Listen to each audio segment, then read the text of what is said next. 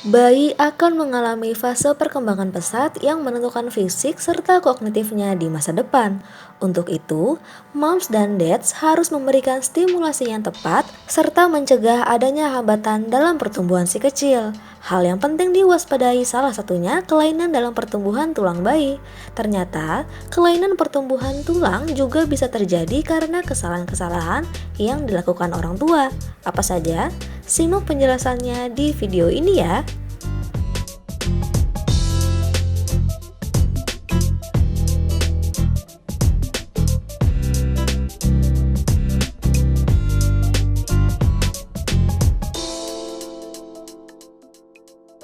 Artinya mungkin dia dari bawahnya udah ada bakat untuk adanya abnormality di sisi dalam, itu akan tambah mempercepat kerusakannya. Atau kalau tadinya normal, yang tadinya nggak ada masalah, karena bebannya di situ terus-terusan, padahal dia belum waktunya berjalan, tapi dirangsang berjalan, nah itu akhirnya bisa mencederai lagi pertumbuhan sisi dalam, akhirnya keterusan. Oke, itu menjadi kontroversi. Salah satu baby walker. Jadi itu merangsang bayi early walking. Padahal early walking salah satu penyebabnya gitu. Tapi nggak selalu. Kalau misalnya anak itu memang makanya tadi lingkungan harus dipadukan dengan bakat dia tadi, gen sama kromosom, yang nggak selalu orang itu dikasih paparan yang sama menyebabkan penyakit yang sama gitu. Tapi untuk antisipasi salah satu itu. Untuk walking. Iya.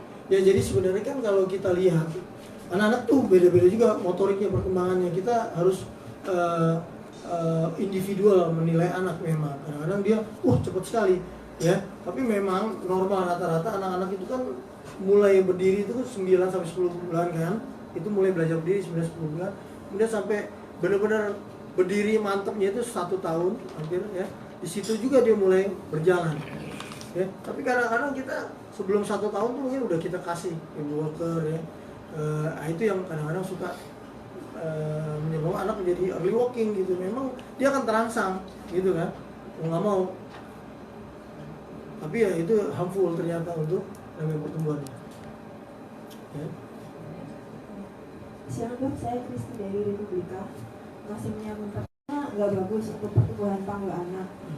Itu kalau misalnya cara menggendong juga pengaruh nggak dok? Maksudnya kan sekarang banyak gendongan bayi yang bayinya bisa ngangkang atau enggak bayinya cuman kayak direkap kayak gitu. Nah itu tuh juga pengaruh nggak ke pertumbuhan tulang anak?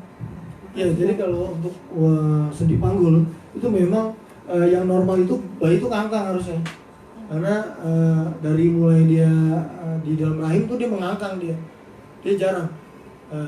Jadi kalau mengangkang, posisi sendi panggul itu bonggol itu ada di dalam mangkoknya ya. Tapi kalau kita lurusin, kita rapetin, dia akan ketarik keluar gini, bayang nggak? Ya, tadi kan gini nih ya kan, ini mangkok, terus begitu dilurusin gini ya kan. Nah ini kalau dia punya bakat tadi kelenturan, mau nggak mau dia akan keluar nih dari mangkoknya. Nah makanya pas dibedong kan dilurusin keluar nih.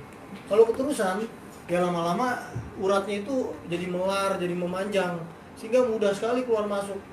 Pada suatu saat akhirnya dia keluar terus, kebiasaan di luar akhirnya lama-lama nggak masuk gitu. Jadi keterusan akhirnya berubahlah perkembangan dari sendi panggul yang tadinya jadi sendi panggul sendiri berkembang tuh karena posisi yang pas. Tapi kalau di luar akhirnya kepalanya yang tadi bulat menjadi gepeng, bongolnya, mangkoknya yang tadinya melengkung sferik bagus jadi menjadi datar. Nah itu akhirnya secara anatomis berubah dan menjadi suatu kelainan.